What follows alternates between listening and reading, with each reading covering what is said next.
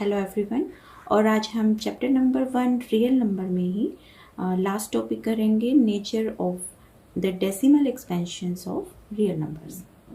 चलिए स्टार्ट करते हैं। कुछ एक थ्योरम्स हैं जिनको कि हम एग्जांपल्स की हेल्प से समझेंगे और क्वेश्चंस को सॉल्व करने के लिए उनका यूज़ करेंगे। तो थ्योरम क्या है? Let x be the rational number whose decimal expansion terminates, then x can be expressed in the form p by q, where p and q are co-primes and the prime factorization of q is of the form 2 की power m into 5 की power n, where m n are non-negative integers। non-negative का meaning क्या होगा कि positive और उसमें हम zero भी इंक्लूड करेंगे।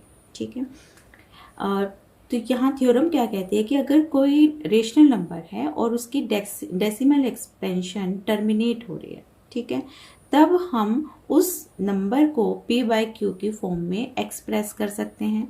और जो q जो कि डिनोमिनेटर है वो किस फॉर्म में होगा? 2 की पावर m इंटू 5 की पावर n के फॉर्म में होगा। और ये जो m और n होंगे वो कैसे होंगे? Non negative integers. और p q कैसे होंगे? को-प्राइम। तो इसको एक एग्जाम्पल की हेल्प से समझते हैं। तो हमने कोई रेशनल नंबर ले लिया है x जिसकी डेसिमल एक्सपेंशन जो है वो टर्मिनेट हो रही है। तो वो हमने ले लिया x को 1.512। तो 3 प्लेसेस डेसिमल प्लेसेस के बाद वो टर्मिनेट हो रहा है। तो x की वैल्यू ले ली है 1.512, एक रेशनल नंबर लिया है। तो इसको हम क्या लिख सकते हैं? 1512 बाई 1000।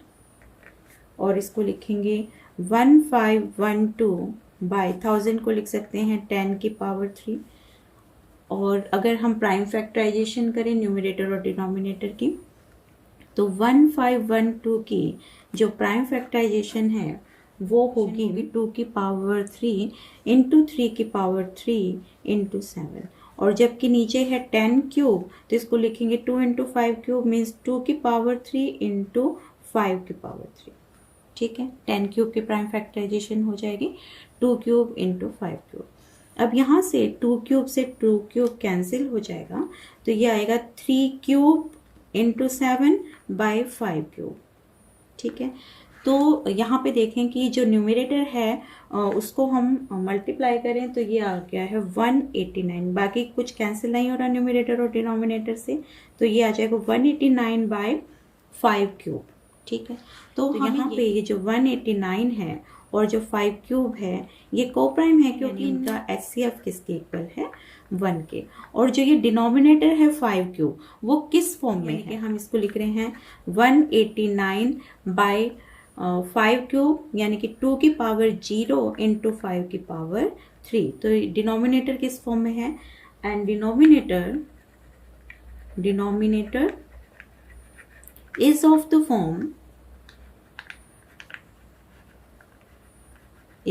form 2 की पावर m इंटू 5 की power n, where m is, यहाँ m कितना आया है? where m is, यहाँ पे m है 0 और n कितना है? 3। तो कैसा है ये m और n? Non negative. तो हमें यही प्रूव करना था कि कोई रेशनल नंबर है जिसकी डेसिमल एक्सपेंशन टर्मिनेट हो जाती है तो उसको हम p बाई क्यू की फॉर्म में लिख सकते हैं। और जो ये q होगा वो किस फॉर्म में होगा? 2 की पावर m इंटू 5 की power n, where m and n are non negative integer. ठीक है। अब हम जो नेक्स्ट थ्योरम करेंगे वो फर्स्ट थ्योरम का ही कन्वर्स है। Let x equal to p by q be a rational number such that the prime factorization of q is of the form 2 की power m into 5 की power n, where m n are non-negative integers, then x has a decimal expansion which terminates after k places of decimal। अब ये k क्या है? where k is the larger of m and n, means m और n में जो भी क्या है मैक्सिमम है। तो अब हमें जैसे फर्स्ट थ्योरम की थी उसका कन्वर्स पार्ट करेंगे कि मीन्स हम x को p बाई क्यू की फॉर्म में लेके चले हैं और q 2 की पावर m इंटू 5 की पावर n की फॉर्म में भी है, तब वो k डेसिमल प्लेसेस के बाद टर्मिनेट हो जाएगा रेशनल नंबर और वो जो k है वो क्या होगा, इन m और n में जो मैक्सिमम होगा उसको k लेंगे। तो इसको एक एग्जांपल से देखते हैं।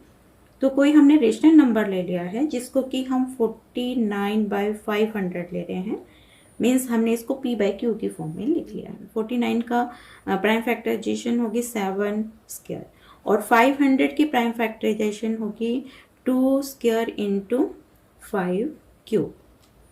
देखो अब ये p और q दोनों कैसे हैं, को प्राइम है। पहले आप इनको को प्राइम बनाएंगे, अगर नहीं होंगे तो यहाँ पे को प्राइम है क्योंकि कोई फैक्टर इनमें कॉमन नहीं है। अब हमें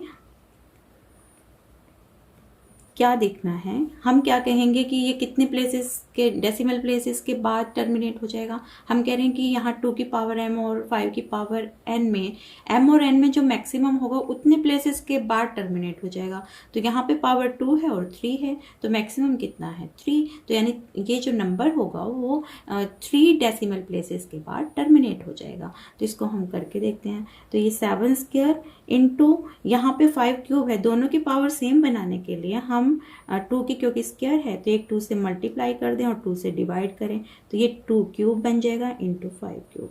ठीक है, ये 49 इंटू 2, 49 इंटू 2 आ गया है और यहाँ पे 2 इंटू 5 की पावर 3 यानी कि 10 की पावर 3 हो जाएगी। 49 इंटू 2 बाई 10 क्यूब, तो ये आ जाएगा 98 बाई 10 क्यूब और ये होगा 98 बाई 1000 जिसको हम लिखेंगे 0.098। ठीक है, तो यही हमें बताना था कि कितने डेसिमल प्लेसेस के बाद टर्मिनेट हो जाएगा।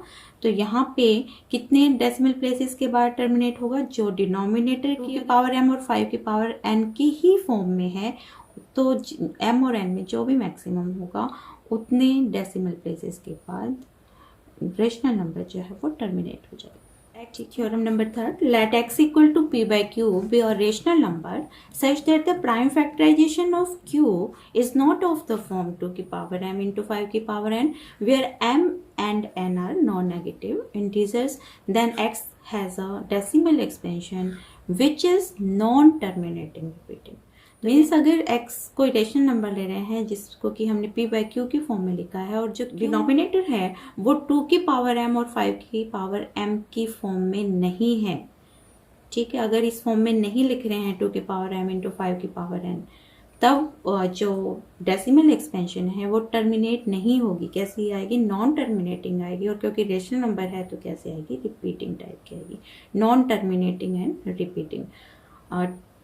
2 की पावर m और 5 की पावर n की फॉर्म में नहीं है, यानी कि जो डिनोमिनेटर है उसकी प्राइम फैक्टराइजेशन में कोई और प्राइम भी होगा। फॉर एग्जांपल हमने ले लिया है 5/3 और 5/3 को अगर हम देखें तो ये आएगा 1.6666 एंड सो ऑन, इस टाइप से, यानी कि ये रिपीट हो रहा 1.6। फॉर्म में किसी रेशनल नंबर को x को लिख लिया हमने 5/3 और 5/3 किस फॉर्म में है, p बाई क्यू की फॉर्म में है, लेकिन जो ये डिनोमिनेटर है इसकी प्राइम फैक्टराइजेशन 2 की पावर m 5 की पावर इंटू 5 की पावर n जैसी नहीं है, फॉर्म में नहीं है, यहाँ 3 आ रहा है, इसलिए नॉन टर्मिनेटिंग रिपीटिंग टाइप का होगा। तो इसको अगर हम सॉल्व भी करके देखें तो 1.666 आ रहा है, तो ये क्या आएगा, नॉन टर्मिनेटिंग रिपीटिंग।